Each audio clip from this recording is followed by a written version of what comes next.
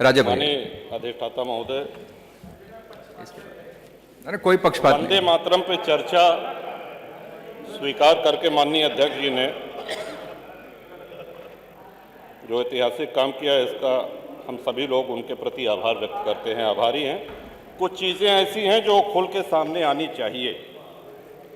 वंदे मातरम का महत्व, मेरे पहले माननीय अधिष्ठाता जी, कई माननीय विद्वान सदस्य बोल चुके हैं। मेरा प्रयास रहेगा कि उनकी बातों को दोहराया न जाए। वंदे मातरम किसी एक व्यक्ति के कहने पर, किसी एक व्यक्ति के लिखने पर राष्ट्रगीत नहीं बना। पूरी संविधान सभा ने यह निर्णय लिया कि वंदे मातरम राष्ट्रगीत होगा और जन गण मन ये राष्ट्रगान होगा।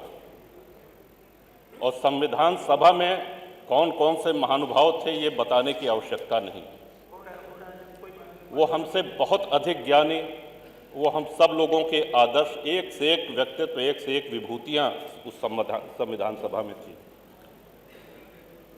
श्रीमान, आज थोड़ा कष्ट अवश्य हुआ। वंदे मातरम पे चर्चा कोई हास परिहास का विषय नहीं।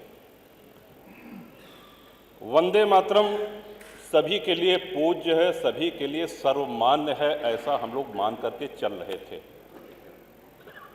और जो लोग वंदे मातरम का गान करके फांसी पे चढ़ गए,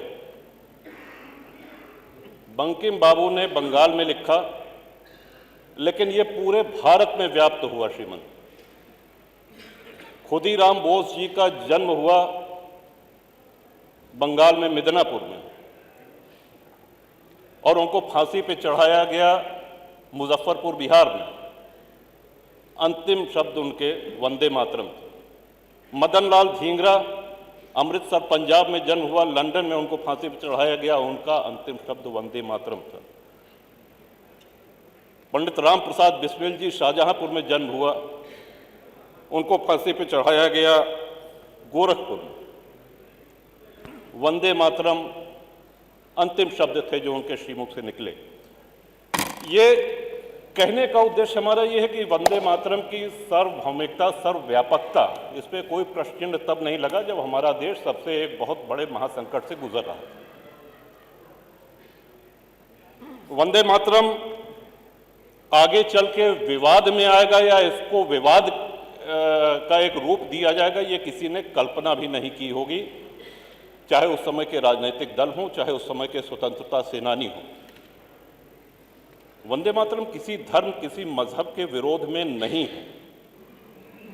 और जैसा कि मैंने पहले ही निवेदन किया कि संविधान सभा ने इसको राष्ट्रीय गीत कहा है, हम सभी को वो सम्मान करना चाहिए। लेकिन इसी सदन में, अब अगर सदन की बात की जाए श्रीमन, तो पूरे भारत में जितने सदन, चाहे वो लोकसभा हो, चाहे राज्यसभा हो, चाहे उत्तर प्रदेश की विधानसभा हो, चाहे विधान परिषद हो, जब सत्र शुरू होता है, आरंभ होता है, तो वंदे मातरम के गान के साथ ही होता है। ये इसकी सर्वव्यापकता है। लेकिन क्या इसी सदन में कुछ ऐसे सदस्य नहीं हैं जो उस समय मौन रह जाते हैं? क्या ऐसे सदस्य नहीं हैं जो वंदे मातरम का गान होता है यहां न बैठ करके लॉबी में बैठे रहते हैं? सीसीटीवी में सब है, ये कोई काल्पनिक बातें नहीं। आज जो चर्चा हो रही है,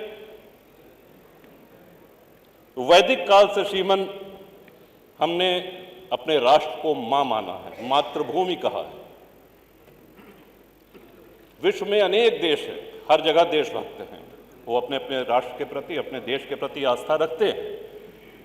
लेकिन मां स्वरूप ये हम लोगों ने कहीं नहीं सुना कि जापान माता की जय, या ताइवान माता की जय, या अमेरिका माता की जय। ये भारत माता की जय, ये सिर्फ भारत में होता है, क्योंकि हमने आदिकाल से, अनादिकाल से मां का स्वरूप दिया और उसी मां ने हम सब लोगों का पालन पोषण भी किया। बंकिम बाबू के इस कालजयी रचना को पूरे भारत में स्वतंत्रता सेनानियों ने अपनाया, इतना लोकप्रिय हुआ, तब जाकर के इसको राष्ट्रगीत के रूप में संविधान सभा ने मान्यता दी। श्रीमन, एक और बात जो प्रश्न में छोड़ के जा रहा हूं, जो हमारी समझ में नहीं आ रहा है कि वंदे मातरम पे आपत्ति किसको है और क्यों है। एक और बात कही गई कि साहब दिल से गाना चाहिए, डंडा से नहीं। तो डंडा कोई नहीं चला रहा है, और दिल से गाना चाहिए तो स्वाभाविक सी बात है कि आप अपने राष्ट्रगीत को दिल से नहीं गाएंगे तो क्या करेंगे। लेकिन ये उत्तर प्रदेश की विधानसभा के अंदर जो वार्ता होती है, जो शब्द बोले जाते हैं, जो भाषण होते हैं, ये पूरा प्रदेश ही नहीं पूरा देश देखता है। अब जब हम चुनाव लड़ने जाएंगे तो जो आदरणीय मतदाता हैं उनको भी ये ध्यान रखना होगा पूरे प्रदेश में कि कौन राष्ट्रगीत का गान करता है, कौन नहीं करता है, किसके मुंह पे ताला लग जाता है, कौन बैठा रह जाता है। ये सबसे महत्वपूर्ण बात है श्रीमान। आज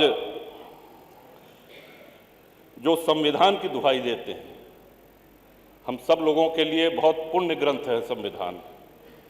संविधान सर्वमान्य दस्तावेज है हमारे राष्ट्र का, और उसी संविधान सभा ने इसको राष्ट्रगीत का दर्जा दिया है। मैं आशा करता हूं कि हमारे बाद जो माननीय सदस्य बोलेंगे वो इस विषय को अवश्य इस पे प्रकाश डालेंगे कि वंदे मातरम पे आपत्ति किसको है और वंदे मातरम पे आपत्ति क्यों है।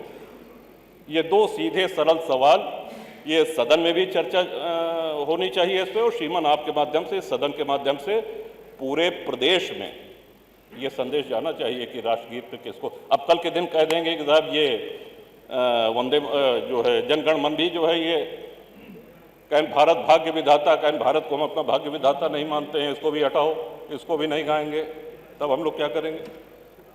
तो ये बड़े गूढ़ विषय, ये तब नहीं था जब आज़ादी की लड़ाई हो रही थी। इन विषयों पर श्रीमन अवश्य आज माननीय सदस्य जो बोलेंगे उस पर बोलें, तभी ये चर्चा सार्थक होगी। आपने हमको समय दिया, बहुत बहुत आभार, धन्यवाद। वंदे मातरम, भारत माता की जय।